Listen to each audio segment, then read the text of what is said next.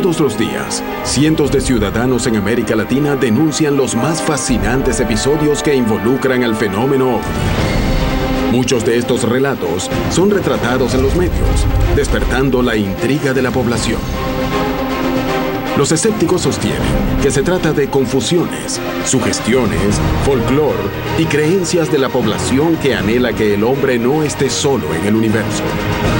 Pero, ¿cómo justificar este argumento cuando los testigos son pilotos y controladores aéreos? ¿Qué hay detrás de estas historias? ¿Por qué son testigos privilegiados? ¿Por qué sus relatos no salen a la luz?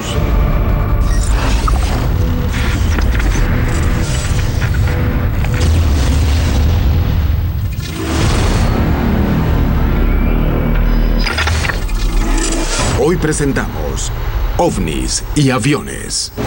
Hace alrededor de 50 años en Argentina habría ocurrido un caso en el seno de una base militar. Existirían pruebas físicas de la presencia y la interacción de una supuesta nave extraterrestre con un avión de la Marina de Argentina. El periodista Jorge Marrón está dispuesto a indagar si el caso existió tal como lo reflejaron los medios periodísticos para intentar determinar qué fue exactamente lo que ocurrió en la base naval de Punta Indio en Buenos Aires en 1965. Los artículos periodísticos explican que un objeto fue detectado por un radar y que un piloto salió a interceptarlo. Al salir de una nube, el piloto se habría encontrado con el objeto. ¿Existen pruebas concretas de este incidente? Para obtener todas las respuestas, el periodista Jorge Marrón se reunirá con el primer investigador que indagó en este caso. Se trata de Fabio Serpa, uno de los ufólogos más renombrados del continente, quien habría sido el primero en hacer contacto con este caso. ¿Qué sabe del caso? Bueno, fue un caso que para nosotros fue ejemplar de la ovnilogía mundial, porque había un bip en el radar de la base de Punta Indio que estaba permanentemente y que le llamaba la atención. Entonces Federico Machain, él pide, como aviador naval, de subir al avión y empezar a perseguir a esa luz extraña y rara. Me acuerdo que le daban orden, el radarista, dice, mire, lo tiene a la derecha. Entonces él giraba para la derecha y ya no estaba. Dice, no, lo tiene a la izquierda. Giraba para la izquierda y ya no estaba en la izquierda. Entonces hizo varias maniobras así, hasta que en determinado momento hizo un pequeño amago de la derecha, pero se fue a la izquierda y ahí es cuando lo ve. Fue el primer aviador militar que yo tenga conocimiento de que ve un ovni muy cercanamente. ¿Por qué para usted es tan importante este caso? Porque una base naval de un país aceptó la realidad ovni cuando lo estaban captando físicamente en el radar de una base naval. Esto es muy importante. ¿Hubo una investigación oficial y a qué resultado llegó? La investigación oficial la hizo el capitán Pagani. La realidad oficial la dio el propio jefe del departamento OVNI de la Marina de Guerra Argentina. ¿Y qué opinaban? ¿Qué decían? Totalmente cierto. Cierto. Y por eso permitió que se difundiera y todo, y que lo nombráramos a él. ¿Qué teoría tiene con este objeto que apareció? Que era una nave extraterrestre. El encuentro con el reconocido ufólogo Fabio Serpa revela que el caso involucró a varios testigos expertos que no pudieron explicar qué fue el fenómeno que observaron. Él está convencido de que se trató de un objeto tecnológico de origen no planetario. En 1965, el piloto aseguró ver por un instante una luz extraña en la parte posterior de su avión. ¿Pudo ser un error debido a la escasa visibilidad que implicaba estar en una zona nubosa? Es momento de indagar más a fondo qué hubo detrás de esta historia. ¿Qué dicen los expertos?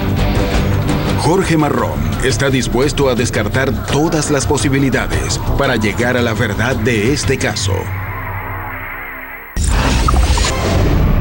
En 1965, una base aérea de la Armada Argentina se vio involucrada en un incidente OVNI, cuando un objeto fue detectado por los radares y finalmente visto por un piloto en vuelo. La mayoría de los testigos principales han muerto, pero existen informes e investigaciones que analizan el caso. El periodista Jorge Marrón se dirige a la redacción de la revista Mach 1, órgano oficial de difusión de la aviación armada argentina.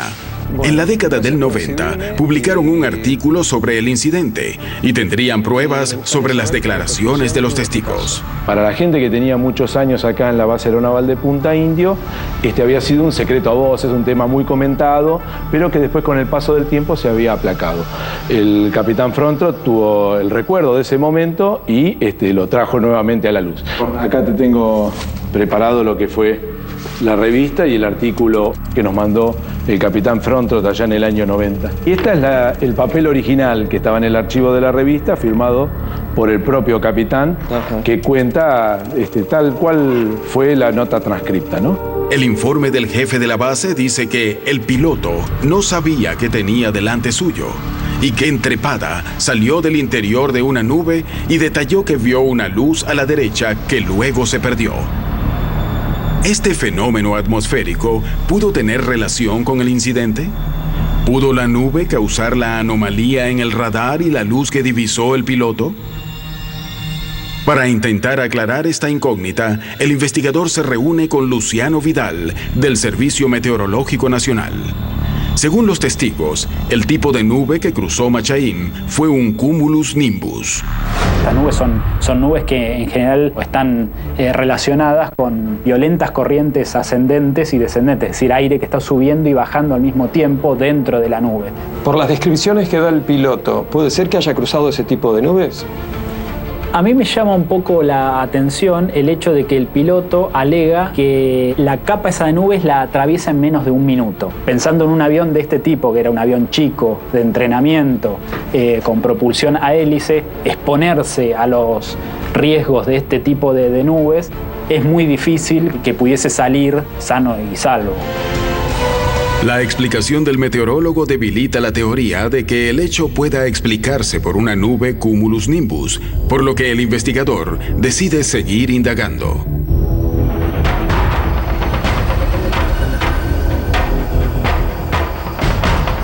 A continuación, se dirige a la base aeronaval de Punta Indio. Es la primera vez que la televisión ingresará en una base militar para contar esta historia. Estamos en la vieja sala del radar de Punta Indio. Este cuarto se usó desde 1960 en adelante para lo que era el control de aviones a través del radar. El radar era un radar primario que teníamos, un radar de muy vieja generación, que nos permitía ver a nosotros los movimientos de los aviones. En el caso que investigo del año 65, aparecía un eco en el radar que no era un avión. ¿Qué puede ser? Bueno, la tecnología de esa época no permitía que el radar filtrara teóricamente muchos ecos. Se podía ver hasta las bandadas de pájaros que se desplazaban. Habían ecos propiamente hechos que se llamaban ecos parásitos que producía el radar mismo por su tecnología. Hasta los ecos parásitos podían en su momento llamar a confundirte con un avión. ¿Las nubes cumulus nimbus aparecían en el radar? Sí, el cumulus nimbus aparecía bien fuerte, bien delineado en el radar. Pero en este caso, del 65 por allí, lo que llamó un poco la atención es que el eco era mucho más fuerte de lo que podía representar el eco de un avión. El operador descartó que el objeto que apareció en la pantalla haya sido alguna de las interferencias conocidas en la zona. También aclaró que las nubes cumulus nimbus, si bien aparecían en el radar, eran frecuentes y conocidas. Entonces, ¿qué fue ese objeto que puso en alerta a la base? ¿Qué fue lo que divisó Machaín desde su avión? Jorge Marrón ha confirmado la historia en la base. ¿Punta Indio es un lugar de avistamientos? Para responder a esta pregunta, decide encontrarse con el investigador local Fabián Falcó. Como observador ovni, en la zona, ¿se ven luces, cosas raras? Sí, se ven luces, inclusive hasta con comportamiento inteligente. ¿Qué quiero decir con esto? Que digamos, si vos le haces señales de luces, te responden en la misma frecuencia en la que vos le haces las señales. ¿Desde hace cuánto tiempo hay registro de estos ovnis en Punta Indio? Mirá, de que yo tengo uso de razón, de que nací, o sea, de mis abuelos o gente ya mayor. Estoy investigando el caso del año 1965. Para vos, ¿qué pudo haber sido? Lo que creo es que sí, el radar en ese entonces estaba funcionando bien y después yo pude constatar a medida que yo fui creciendo y observando. Sí, creo que es veraz. Que es veraz. Fabián Falcó confirmó que Punta Indio es una zona de avistamientos frecuentes. Cada prueba obtenida por Jorge Marrón confirma la naturaleza extraña de este incidente. El único paso que le resta es conversar con uno de los pocos testigos vivos del caso, el antiguo controlador aéreo de la base que está dispuesto a contar su historia por primera vez frente a una cámara.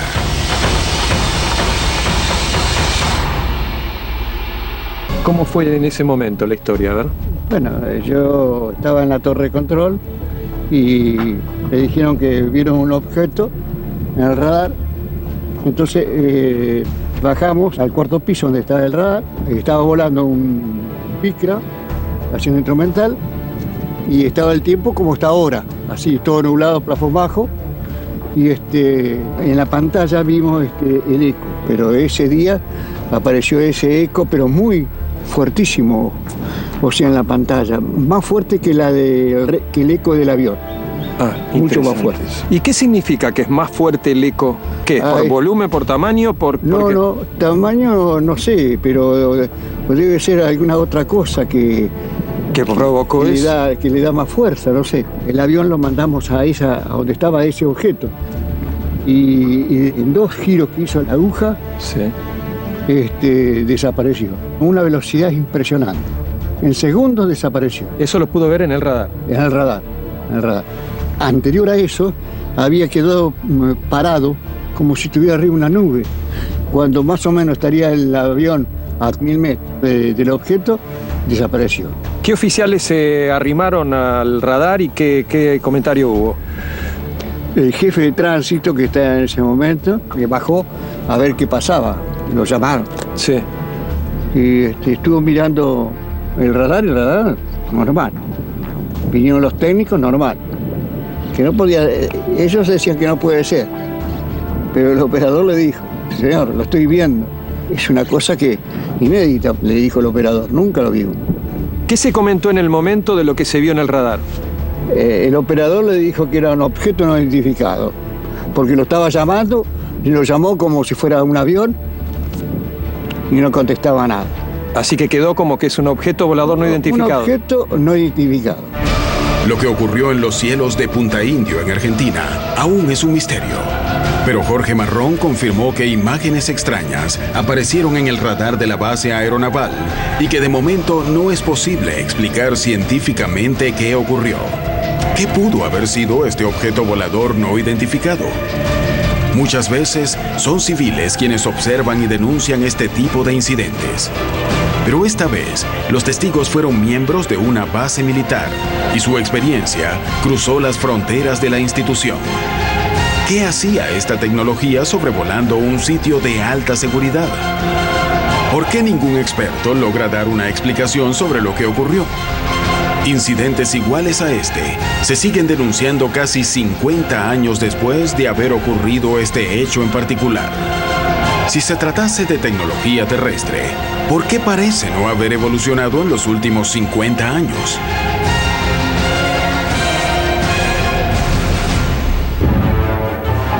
Estos incidentes despiertan la alarma de los gobiernos que investigan estas historias.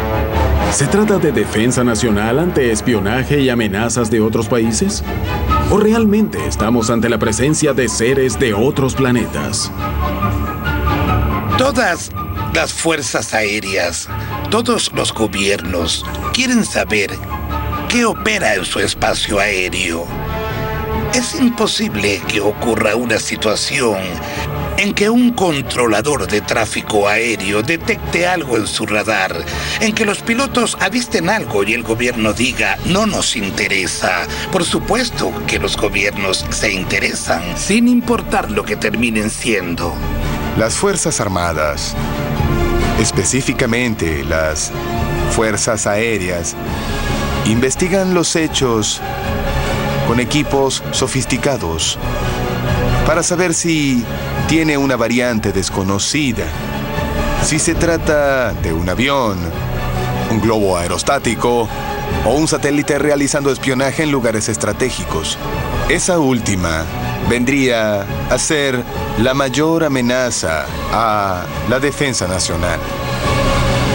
La hipótesis de los secretos sobre seguridad nacional explicaría la duración de la confidencialidad durante un tiempo. Pero, ¿cómo debe interpretarse que el silencio y el secretismo se mantengan decenas de años después de haber ocurrido los incidentes? Sí es cierto lo que han dicho ya varios científicos y exmiembros de organismos, al menos en Estados Unidos, de que varias naves con esta tecnología están en poder del gobierno o de los militares. Es lógico que el gobierno no quiera hablar de esto, porque tendría en primer lugar que compartir esa tecnología que probablemente esté bajo investigación en estos momentos. Y uno habla de las posibilidades tácticas, de aparatos absolutamente extraordinarios, pero a la hora de los que cuando tú ves los escenarios de guerra, aplican siempre las mismas cosas. Nunca aparece nada tan extraordinario que cambie el curso de la guerra. Estas cosas sí cambiarían el curso de la guerra si efectivamente las estuvieran ocupando. La existencia de informes secretos, ocultos, de investigaciones del fenómeno OVNI implican, aunque muchos gobiernos no lo reconozcan, una cuestión de seguridad nacional. La seguridad nacional no está abierta al público.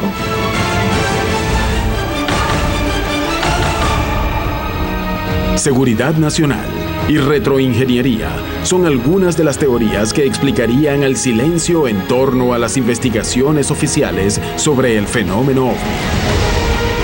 Pese al sigilo, las autoridades no logran acallar todas las voces y muchos involucrados se animan a dar su testimonio. Es momento de ir en busca de sus historias para descubrir toda la verdad.